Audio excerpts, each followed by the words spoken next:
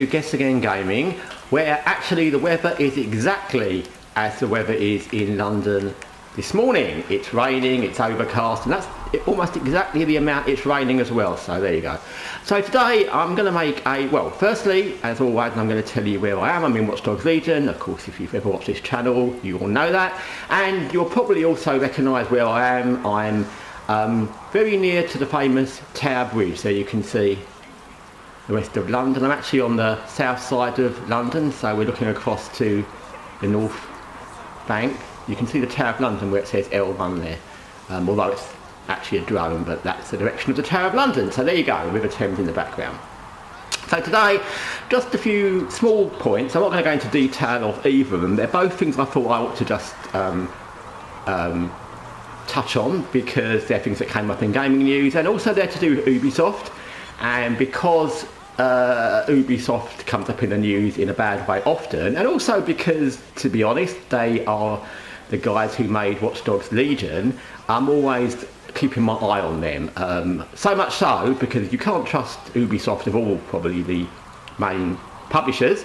I've even bought a physical copy of Watch Dogs Legion. I did that a while back, just in case sometime in the future they decide that you can only play Watch Dogs Legion if you sign into this, or they can decide whatever. So now I've got a physical copy, so they can't do it just because I bought an online download. Anyway, not that I'm paranoid or anything. So, two things, and they're both small things. I'm not going to go into detail. I know some of the details about one of them quite a bit, but I'm not going to go into all the details because it's long and you can check it out. You've probably heard about it anyway.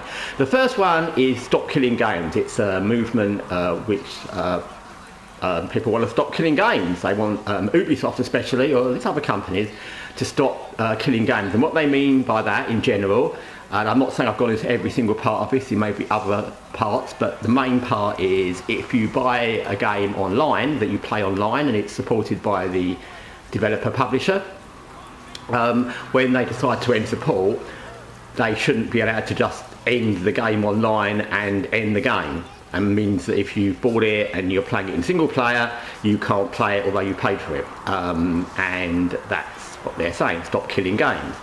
And I completely agree with almost everything that's been said. I don't think there's any responsibility on publishers to maintain games online in multiplayer or any form indefinitely. Of course it's not. That would be unfair, it would be expensive, and I don't think we have any right to expect that, and that's fine.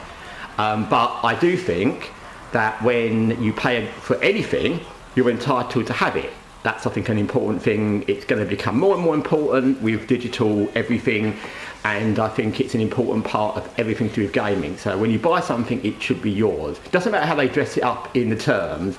If you've bought something, they shouldn't be able to take it away. And if you've bought a game that you play online, or multiplayer online, if they've decided they're not going to support it anymore, they should enable, which is easily possible, it's been done with games, to enable it to be single player offline, or allow people to set up their own servers to play it.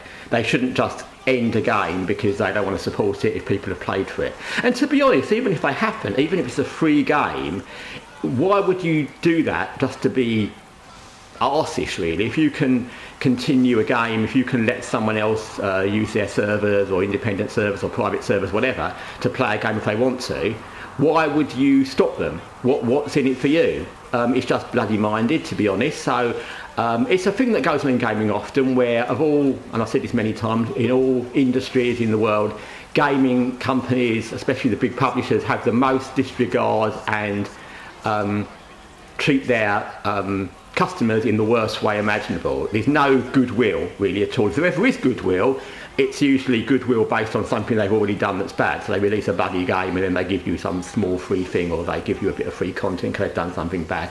But there's very little goodwill. They don't ever go out of their way to be nice and be decent, and I think that's a problem. But yeah, so just stop gaming, just stop killing games.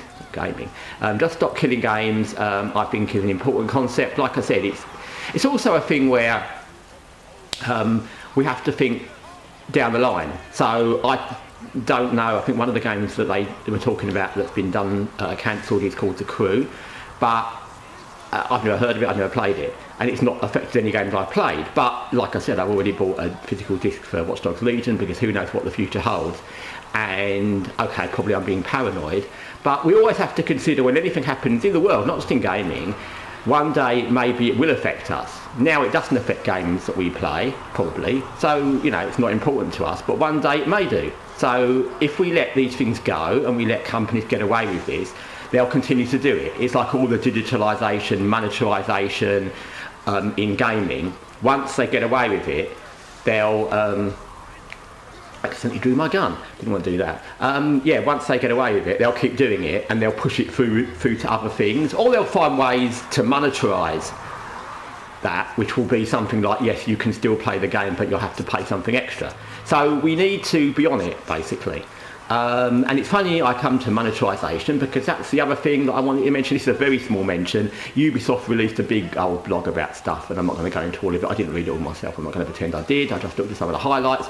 But one of the things they said was that monetarisation microtransactions makes gaming more fun. That's what they said. These other things they said, but I don't care, and I'm not going to go into all the things they said in this big blog thing. But one of the things they said was, in a statement, microtransactions make gaming more fun. How? I don't know how they would do. How that would be true. I don't think there's anybody who enjoys spending money in games, even if you enjoy that kind of microtransaction feeling where you can get more things, basically just upgrading, but you have to pay for it. Well, then you'd enjoy it more if it was free. I don't think there's anybody in gaming or in the world who enjoys something when you've got to pay for it if you don't have to. So I don't understand how they expect that to make sense, and I think it's obviously very sorry, I keep putting the controller on my knee and accidentally I drew my gun again.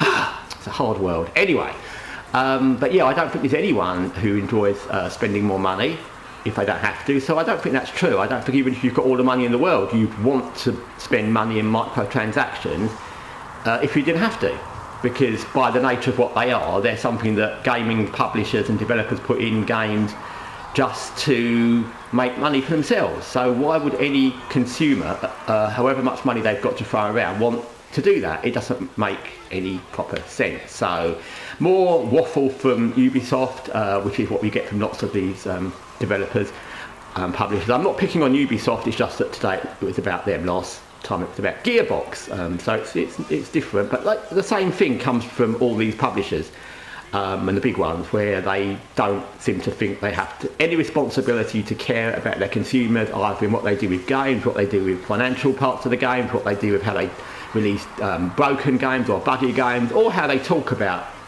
their consumers. I don't think it's good, and it's something they need to be accountable for, and the more we push back on that, the more they'll have to stop. It won't stop because unfortunately the big publishers are generally very arrogant. I think it's the thing throughout gaming, and they don't care, but they'll care a little bit more each time it happens, and each time people rebel, and each time games flop that are rubbish or woke or buggy or whatever it might be, and each time there's too many microtransactions, each time a game flops or doesn't do as well, they'll think slightly more. I'm sure that Randy Pitchfork at Gearbox is slightly reconsidering what he said. He'll never admit that, but I'm sure he's slightly reconsidering the statements he made about people going out and buying games if they wanted to, even if they have to spend more money because they want the game. So I'm sure that they will, they just don't admit that. So anyway, thanks for watching Guessagaingaming from rainy London. It's also really warm in London, so thanks for watching rainy, warm London. Till next time, take care for now.